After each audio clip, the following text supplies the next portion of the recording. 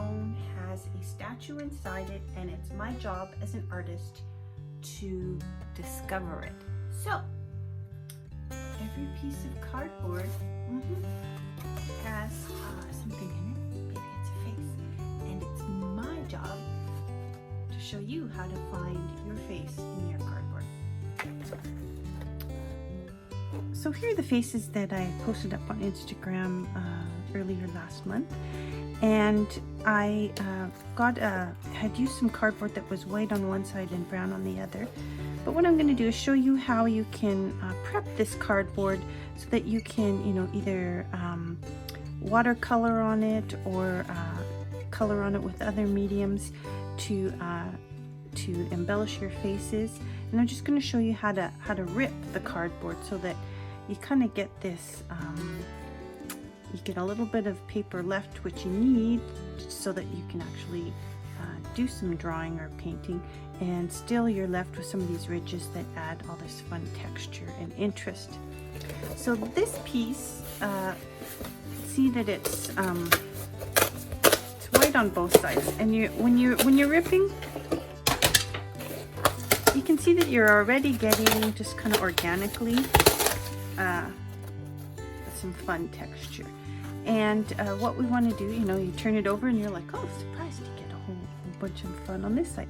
So what we want to do is we want to take some of this top piece and pull it off. And I'm not sure what size we want, so you're sort of creating sizes that might work in your journal or in your on your scrapbooking pages. And to be honest, some boxes rip much easier than others, and sometimes you just have to kind of get in there to expose, the spine or the wall behind the texture of the corrugated cardboard. And it might be that we turn this around and we kind of go, where is this face, or what is the shape that's going to inspire us? And so you just sort of keep working at it.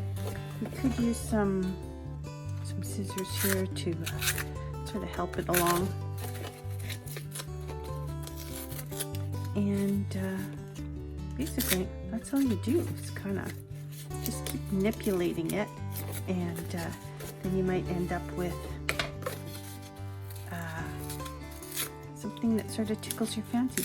And if you don't, you just kind of try another piece. And like I said, whenever you're unpacking one of your Amazon boxes, sort of give it a pull and see, because some of this pulls off much easier than others, but some requires a little bit of manipulation. And I like to kind of mess it up a little. And so, you know what, this might be a good place for a face. Let's put that one to the side.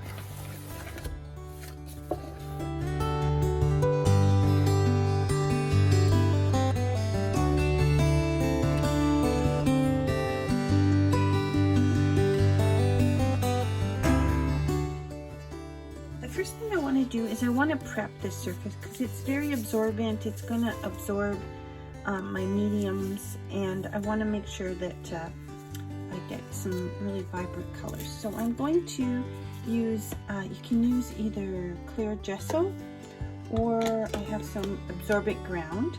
So this is good if you want to do some watercolor on top of your cardboard. So I'll do 2 with each, and then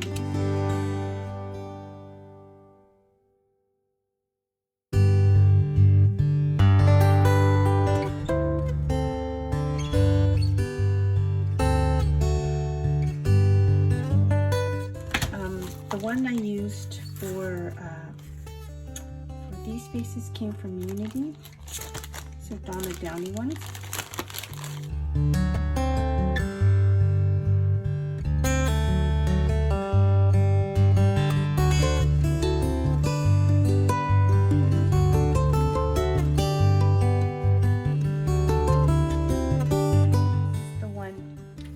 That's painted with absorbent ground, so this is the one that's going to take watercolor really nicely.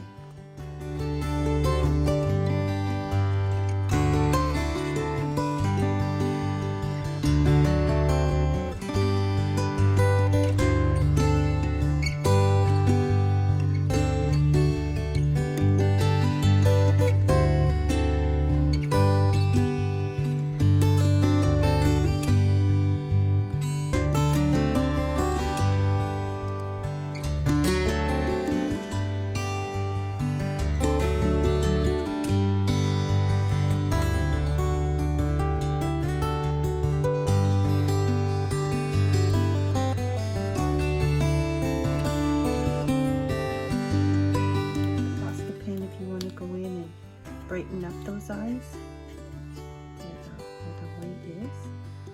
Obviously.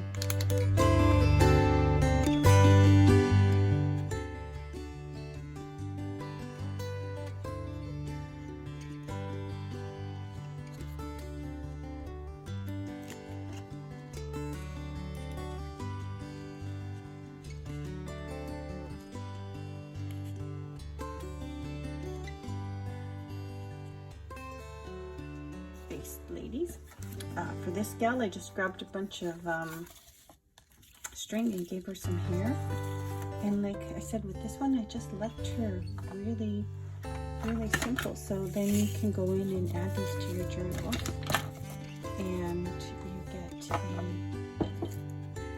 just a really fun embellishment or place to start building up within your journals and scrapbooking pages here.